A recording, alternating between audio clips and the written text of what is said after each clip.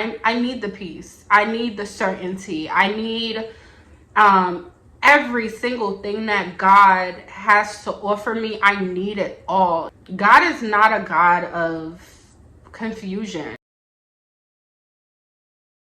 I deserve to be that. That's why I'm just like, Jesus, whatever you want from my life, I am here for it. And this was waiting on a day affection. My mama never gave broken. From childhood memories broken.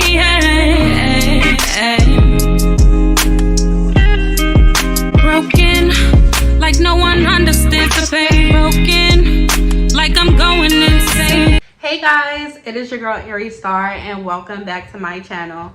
So you can see by the title, yes, I did decide to give my life back to God.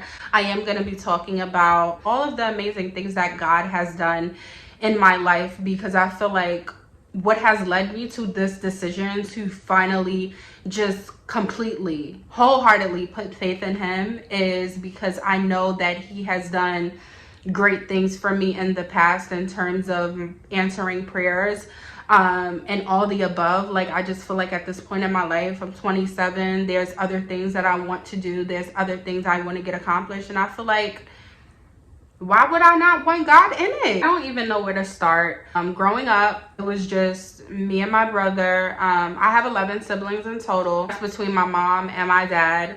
My mom was very much so present in my life, but not really present to the point where she raised me, but present to the point where I knew who she was. I spoke to her often and stuff like that.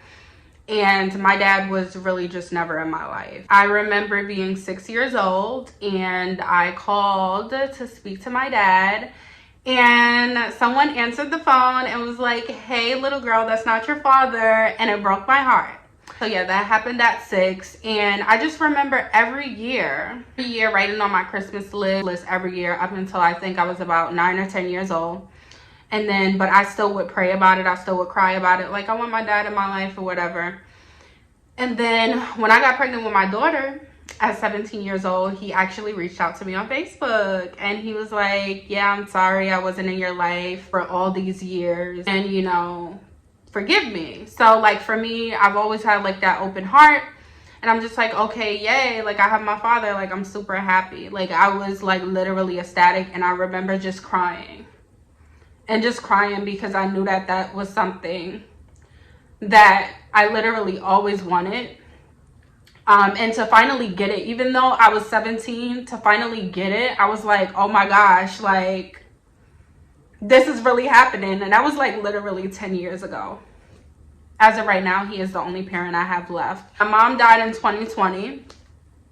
Just to talk about her story and everything that God has done within that specific situation. So when I was 15, I went with my mom. I decided to live with her. I told my grandparents. I was just such a troubled teenager, and they were just like, "Aries, you need to get it together because we're tired of you." And I'm like, oh, well, I can go live with my mom. Like, she's gonna let me do whatever I want to do, right? Just being that rebellious teenager.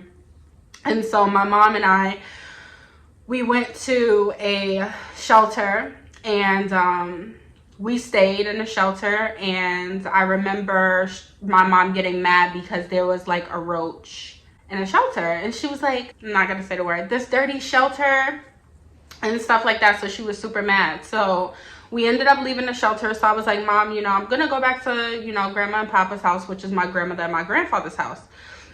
And she was like, "Are you sure, Aries?" And I'm like, "Yes, I'm sure. I'm positive." Or whatever. So right then and there, she asked me, did I want to come to California with her? I told her no because, you know, I have my reasons for telling her no. Although I really did want to go, I just felt like, you know, to make that decision, it was kind of like, that's like super far away. You know, my grandparents are here. I have all my family here. And, you know, I was going to school there at the time too. So I didn't want to just up and leave everything. So that was the last time I spoke to my mom. And ever since, that was when I was 15.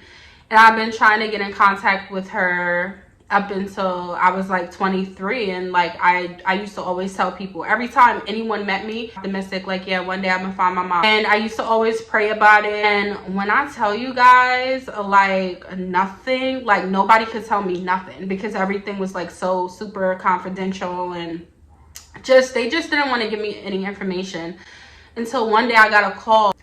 I found my mom 8 years later at 23 years old, out in California.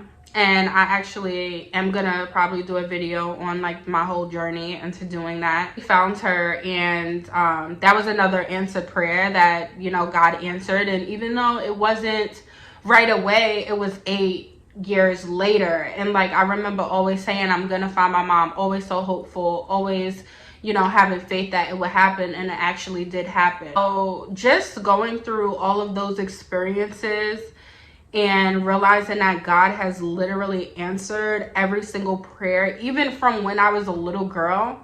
Like, how could I not decide to give my life to God when he has literally answered? And I mean, I used to cry for my mom and my dad. And, you know, now it's 2022. My mom died in 2020. I literally, even though she passed away, I was able to see her 2 times before she passed away. But I ended up finding my biological sister, and no one knew where she was. So it's kind of like, you know, and this is all things that I've always prayed about. God has literally came through for everything. I just couldn't be any more certain about this decision than I am now, because honestly, God is not a God of confusion. And I just feel like, you know, I need the peace. I need the certainty. I need every single thing that God has to offer me. I need it all. And I need it for my soul. I need it to be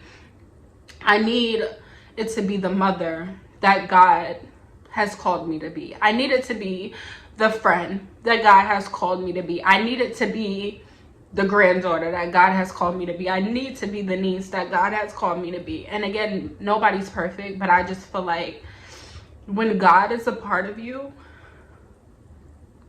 he creates that peace within you.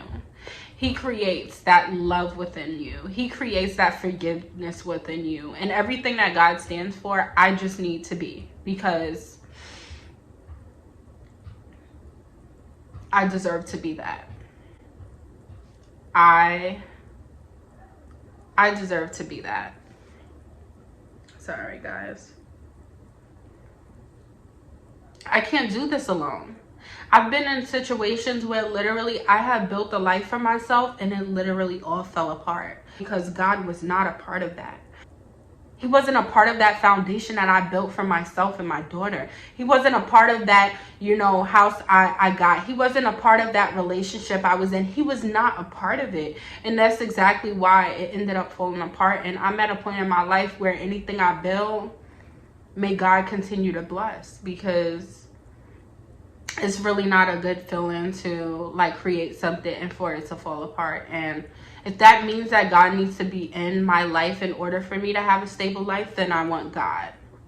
So I encourage all of you beautiful people out there to just follow your heart. And if God is calling you to get back into where he wants you to be within him, do it. Do it. I encourage you to do it, because it's not about anybody in this world except for you.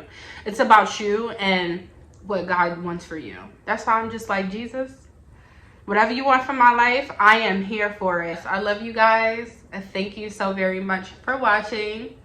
And it is your girl, Heyyyy Star.